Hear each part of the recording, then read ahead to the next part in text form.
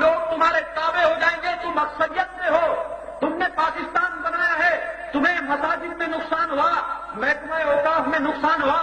جناب والا, تمہاری اسکولوں اور کالجوں میں تمہارے خلاف مواد پڑھایا جاتا ہے, اخبارات اور رسائل میں تمہارے خلاف مواد, ریڈیو اور ٹی وی پہ تمہارے خلاف مواد بولا جاتا ہے, مگر تم اکثریت کی باتیں کرتے ہو. ہم سنی تحریک کے پلیٹ فارم پر تمہیں کوئی روایتی بات سنانے نہیں آئے, روایتی تقریر اور اشعار سنا کر نہیں چلے جائیں گے. اے سنیت کا درد رکھنے والوں, تمہیں یہ سوچ دینے آئے ہیں ہمارے جانے کے بعد کوئی پانی نہ پھیر دے, کوئی سیاسی لیڈر آ کر کوئی تقریر نہ کر دے, کوئی دوسرا مخالف آ کے تقریر نہ کر دے تو سنی ویسے ہی ڈھیلا ہوگا. یہ بھی صحیح بولتا ہے.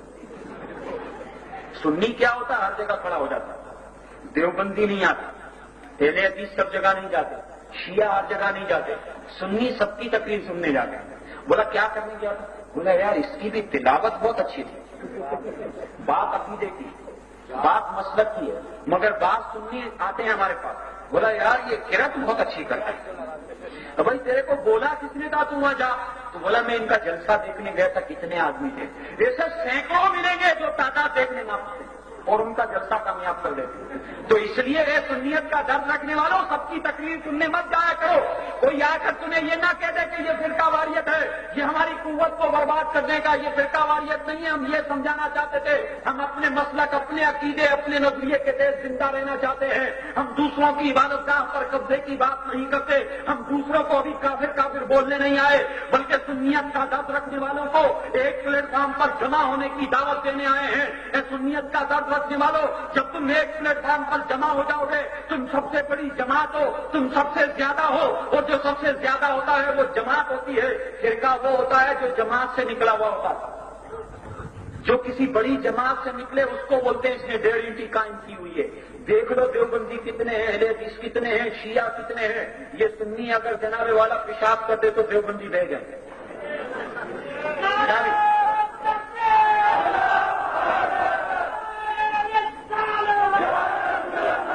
ڈر تو نہیں لگتا نا قاضی صاحب, ڈر تو نہیں لگتا میں تقریر کر کے چلا جاؤں گا, بعد میں مسئلہ ہوگا یار, مجھے تو ایسے ہی جانا ہوتا ہے گھر پر. کہیں آپ لوگ یہ تو نہیں سوچتے کوئی اور بھی اسٹیج پر بھی بیٹھا ہو, بولا یار کیونکہ ہم لوگ تو ابھی تقریر کر کے چلے جائیں گے. مگر ہاں, سنیت کا درد رکھنے والوں, تم ایسا کرنے والا نہیں ہے جو تمہیں ہر کوئی چبانے. تم کوئی ایسی کم تعداد میں نہیں ہو کہ ایک آدھ جناب والا, 2 پھول لگانے والا, 3 پھول لگانے والا تم کو لکڑی سے ہاتھ کر چلا دے گا. تم اس کو کہنا اگر ہم یہاں موجود نہ بھی ہوں, ہم تمہارے درمیان میں موجود نہ بھی ہوں, تو تم اس کو کہنا کہ ہمیں اتنی سختی کر, اتنا ظلم کر کہ ہم بچ نہ سکے. اگر ہم بچ گئے اور ہم باقی رہ گئے تو تیرا معاملہ بھی سلامت نہیں رہے گا.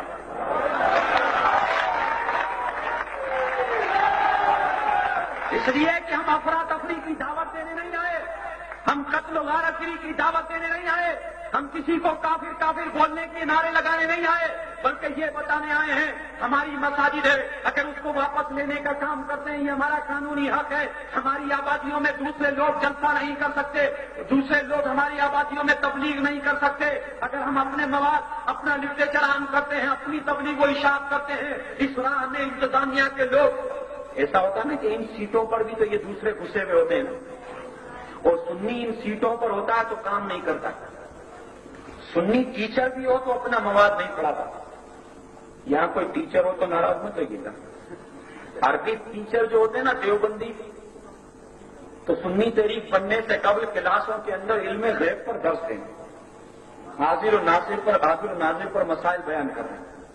اور جب سنی سے بولا یار سرکاری ملازم میں احتیاط کرتا ہوں, اور شیعہ اگر ڈی سی کی سیٹ پر بھی ہو اور جلوس کے ساتھ چل رہا ہو تو ایسے ماتم کر رہا ہوتا ہے, چھپ چھپ کر, وہ اپنی رسم ادا کر رہا ہوتا ہے.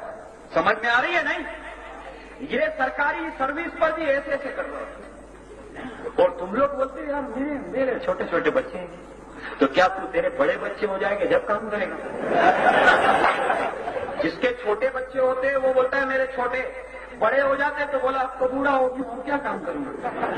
تو تو کام کب کرے گا مسلک کا, عقیدے کا؟ یہ دیوبندی بوڑھا ہو, جوان ہو, بچونگڑا ہو, ہر جگہ شرارت کرتا ہے. ہمارے پاس لوگ آتے ہیں, مسجد پر قبضہ ہو گیا, ہم نے کہا دوسرے کتنے لوگ ہیں؟ بولا دیوبندی تو 3-4 ہیں. آبادی؟ بولا سب سنیوں کی. ابھی یہاں 100 دیگیں نیازیں اس گلی میں ہی چڑھا دو. میں اٹھتا ہوں لیٹ کیونکہ فجر پڑھ کر سوتا ہوں. تو ہمارے یہاں بڑی بڑی نیازیں ہوتی ہیں، 100 دیگیں حلیموں کی چڑھتی ہے. تو کبھی کبھی نیت ہوتی مجھے دعوت دیتے، میں نے کہا اٹھوں گا تو انشاءاللہ آپ کے یہاں نیاز میں ضرور آؤں گا. اٹھتا ہوں تو 100 دیگیں بھی نظر نہیں آتی. یعنی ایک گلی میں اگر اتنی دیگیں بھی چڑھ جائے تو ایک محلہ ہی کھا لیتا ہے، ہوگا سب سن نہیں لیتے یہاں پر. اور جب نیاز والوں کی توہین کا مسئلہ ہے تو کہا یہ مولویوں کا مسئلہ ہے، یہ ہمارا مسئلہ ہے. تو یہ سنیت کا درد رکھنے والوں، نیاز کھا جس کے نام پر کھاتے ہو ان کے ناموں سے وفا کرنے کی دعوت دینے آئے ہیں. ہم تم سے ووٹ لینے، ہم تم سے چندہ لینے نہیں آئے. ہاں قاضی شمس الدین جو میرپور خاص میں کام کرتے ہیں مسلک اور عقیدے کی بنیاد پر، اگر انہیں جناب والا تمہاری افرادی قوت کی ضرورت پڑے، اگر تمہارے جناب والا سامنے والے ہاتھ اٹھائیں تو تمہارے ہاتھوں کی ضرورت پڑے، سامنے والے ڈنڈا اٹھائے تو تمہارے ڈنڈوں کی ضرورت پڑے، جیسا سامنے والے کرے ہماری تو یہ